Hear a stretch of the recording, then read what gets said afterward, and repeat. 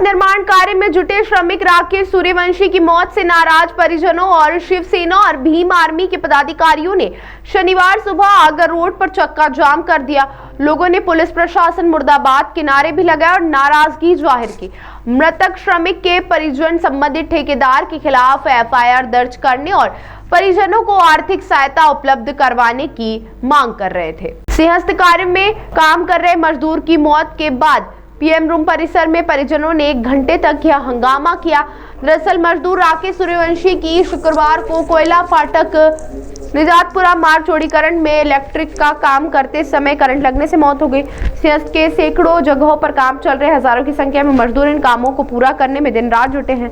वहीं टाइमलाइन पूरी करने के चक्कर में संबंधित कामों के ठेकेदारों को श्रमिकों की सुरक्षा की परवाह नहीं। कोयला फाटक से निजातपुरा के बीच चल रहे सड़क चौड़ीकरण के दौरान राकेश पिता रामचंद्र सूर्यवंशी निवासी ग्राम खड़ोतिया इलेक्ट्रिक ग्राइंडर मशीन से पाइप रिपेयरिंग करते समय करंट की चपेट में आ गया।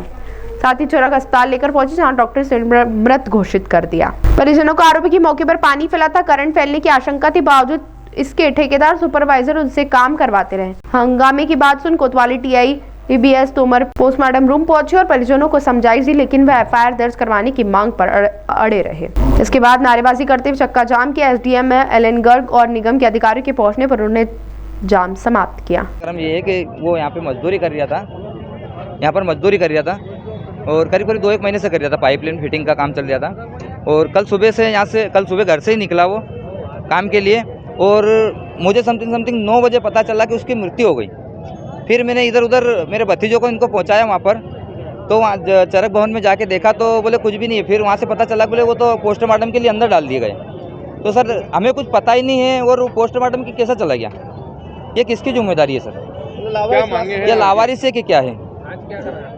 क्या मांगे हैं? हमारी मांगे ये सर कि वो बच्चे का क्या किया जाएगा, उसके लिए जीवन कैसा गुजरेगा, उसके अंदर कौन कमाने वाला, जवाबदार पे कार्रवाई, जवाबदारी की कार्रवाई हुई और ठेकेदार के ऊपर कार्रवाई हुई और प्रशासन सुनने के लिए तैयार ही नहीं। राजेश सूर्यवंशी, जनता न्यूज़। ये अपने मित्र का भाई शांत हो गया था तो उसने खबर पहुंचाई मुझे, बोले यार ऐसा हो गया है। तो वहाँ जाम पता चला तो हम सब वहाँ से आए तो मालूम पड़ा कि भाई को तो पोस्टमार्टम गृह में डाल दिया गया है। हमको ना तो उसकी खबर मिली, कुछ भी नहीं। उसके बाद पुलिस प्रशासन के पास गए वहाँ काइमिंग करवाने के लिए, काइमिंग भी नहीं करी किसी ने। उनने सिर्फ वो जो भी पोस्टमार्टम के लिए जो रहता है उनका तो वो हुआ और उसके बाद हमने फिर प्रशासन को बोला काइमिंग करो। उनने हमको बात करते हुए बोले कर रहे हैं समय निकाल रहे हैं। तो हमने कहा अब रोड घेरना पड़ेगा।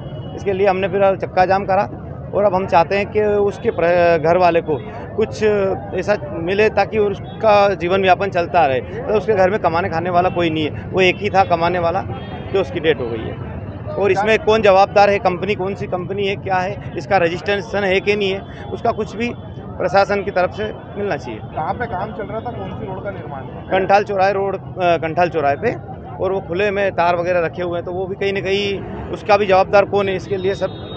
क्या नाम है भैया का? जो वो राकेश सूर्यवंशी। कल शाम को 6 बजे के आसपास ये संज्ञान में आया था कि एक पानी की लाइन पे काम करते हुए किसी को बिजली का करंट लगने से उसकी मृत्यु हुई थी। उनको तत्काल अस्पताल भेजा गया था लेकिन दुर्भाग्यपूर्ण तरीके से उनकी मौत हो गई।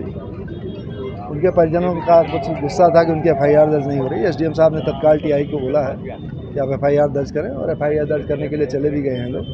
और बाकी उनकी राहत राशि वगैरह की मांग थी तो जो नियमानुसार राहत राशि होगी उनको दी जाएगी। सर काय का काम चल रहा था? पाइपलाइन शिफ्टिंग में कुछ लीकेज वगैरह था तो ठेकेदार उसको ठीक करा रहे थे।